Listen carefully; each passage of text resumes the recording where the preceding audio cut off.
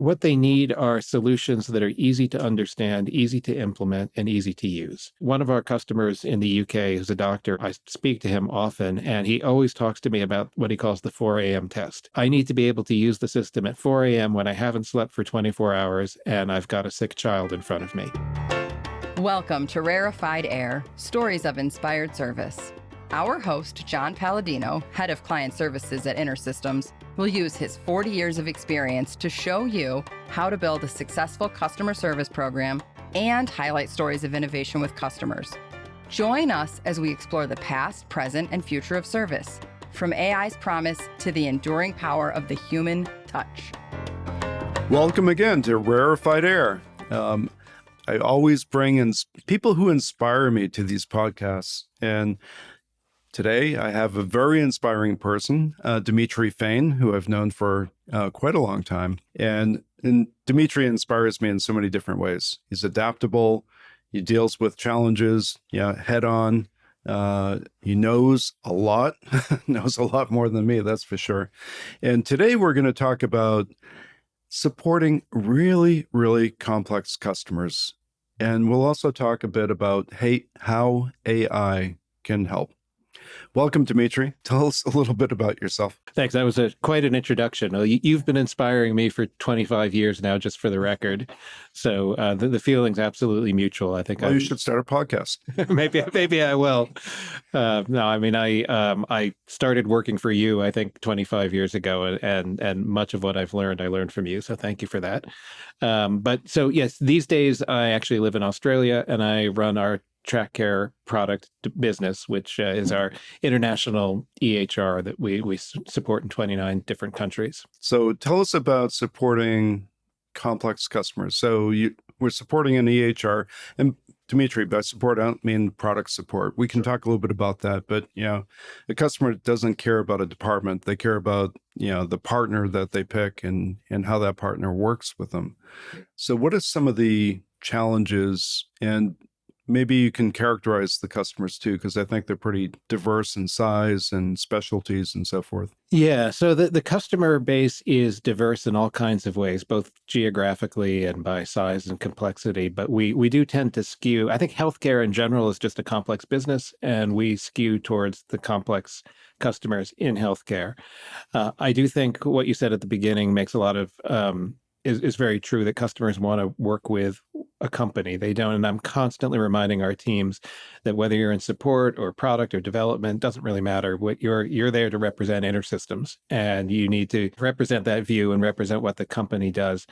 So we span really the gamut from entire countries down to sort of chains of private hospitals across regions of countries. What are customer expectations? Do you see a common theme in terms of what customers would like? The customers expect us to be the experts, to take them on the journey, to lead them. They're the experts in providing healthcare. We're the experts in technology.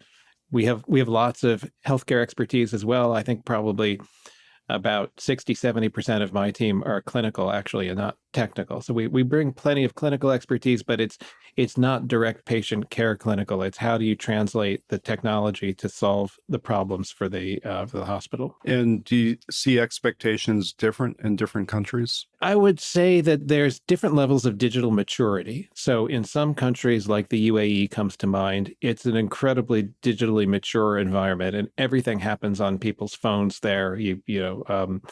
Similar in China, there's no cash anymore. All payments are electronic, and that sort of translates through the whole culture. So there's definitely areas that are more digitally mature than others. But I think the expectations of a solution that solves their really complex healthcare problems is pretty uniform across different countries. What pressures do you see on the customer organizations? Healthcare is complex. The profits for those that are private are very low, extremely low.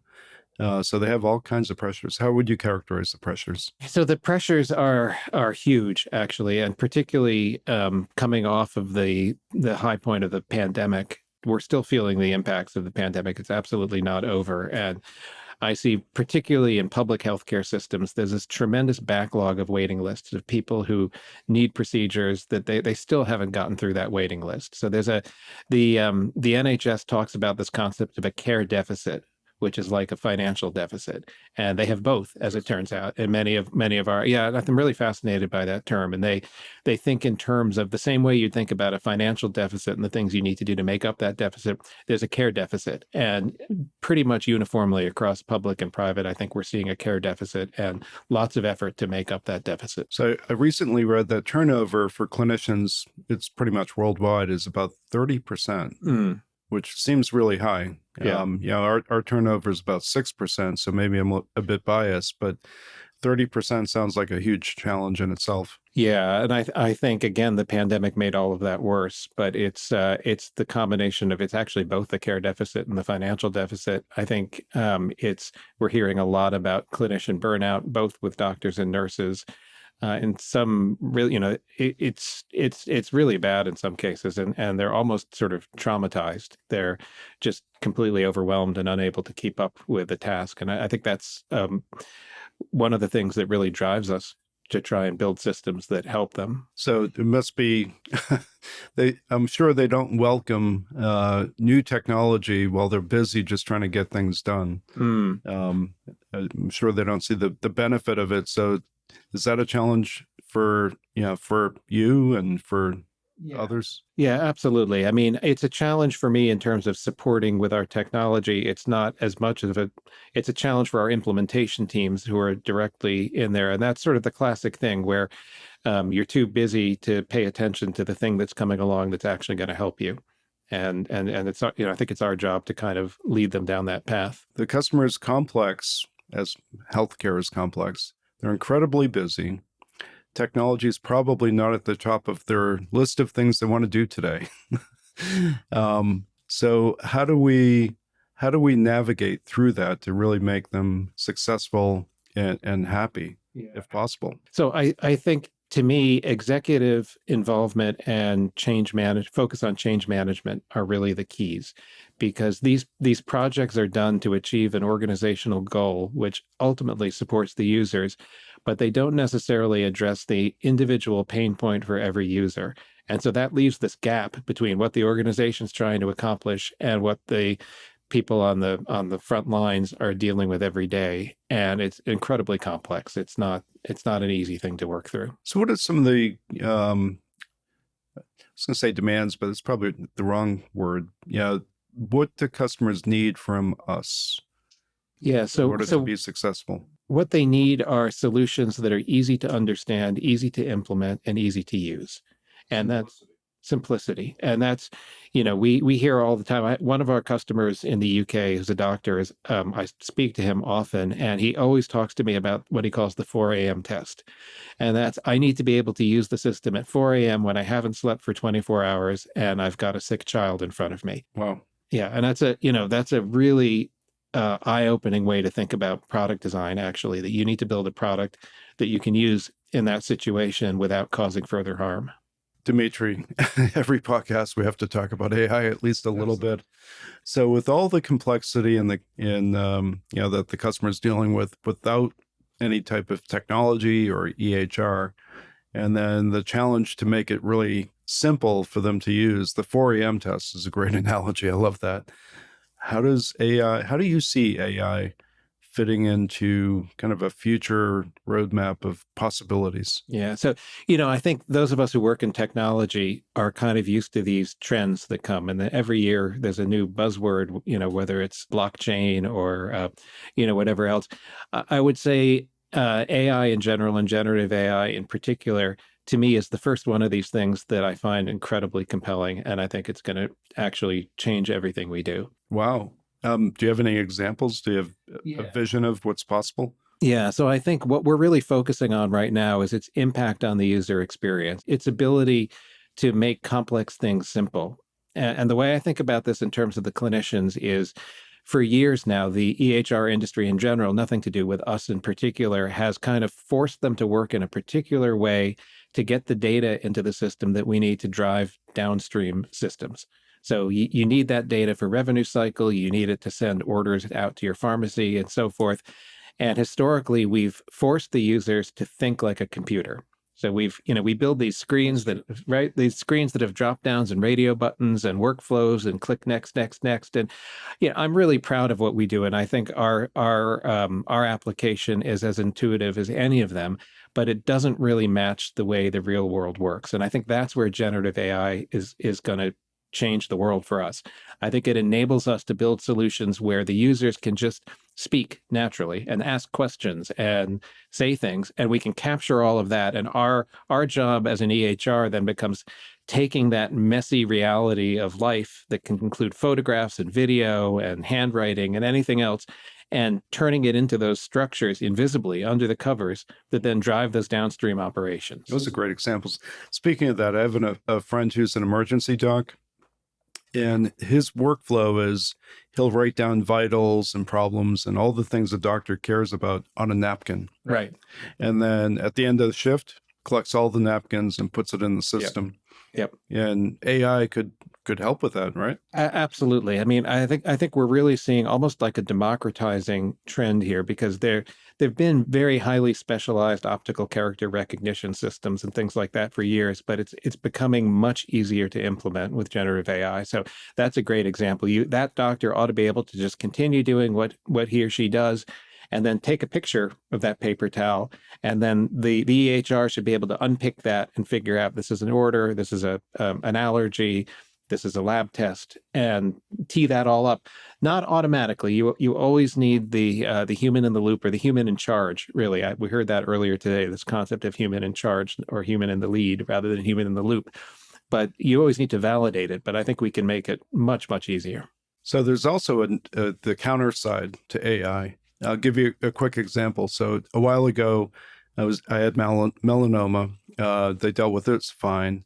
I went for a follow-up and I asked the doctor, who was young. I said, "What's the possibility it's going to come back in, say, 7 years?" He pulled out a book and he started telling me the statistics. And I was like, forget it. So I can imagine AI could do the same thing and give a little bit too much information that's going to make the patient or the patient's family really worry. Yeah. So how do you balance that?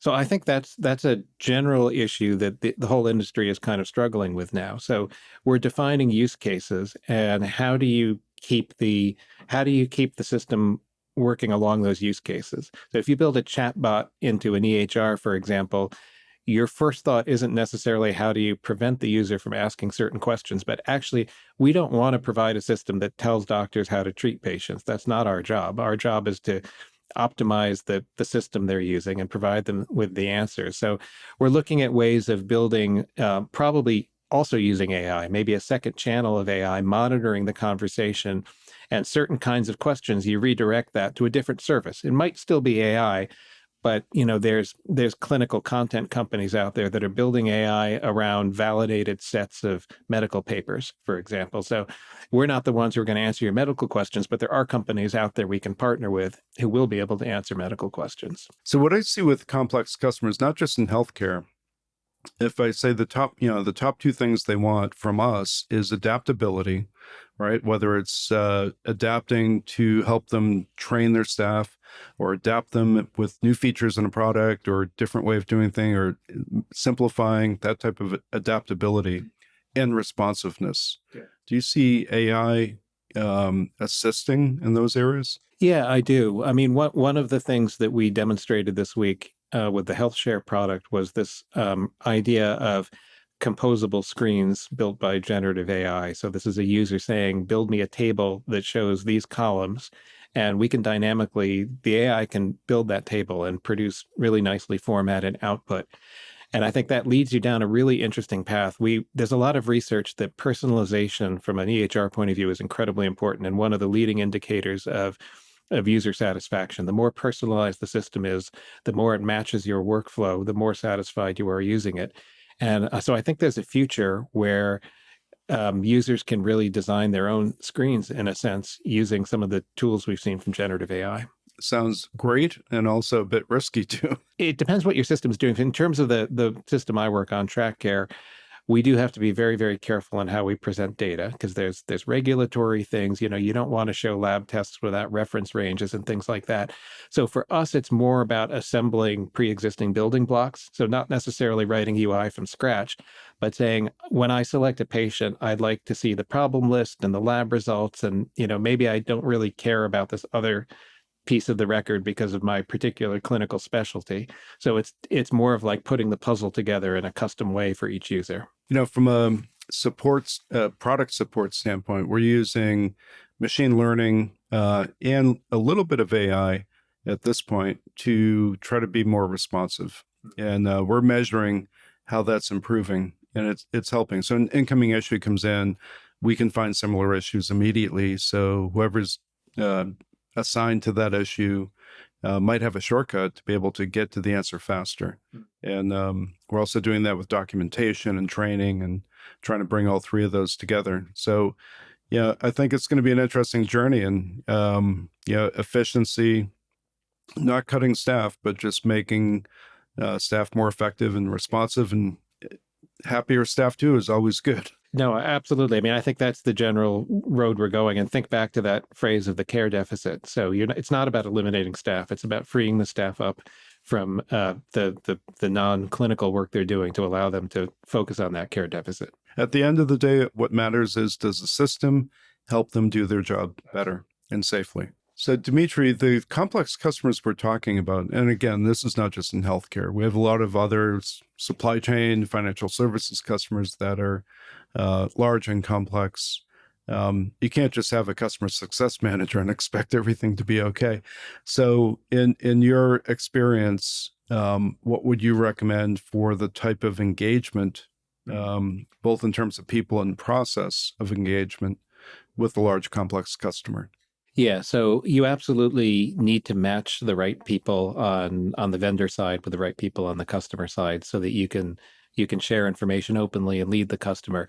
So in our world, in the EHR world, I'm very big on our clinical executives. We have these teams around the world, and we have them in each of our regions, who are experienced clinicians, but also experts in our products. And their job is to build relationships with the chief medical officer, the chief nursing officer, the people who are really running the clinical side of the hospital, and help them translate our products into the way they work. And it's really a key role, because it's not particularly technical, but it focuses on clinical adoption.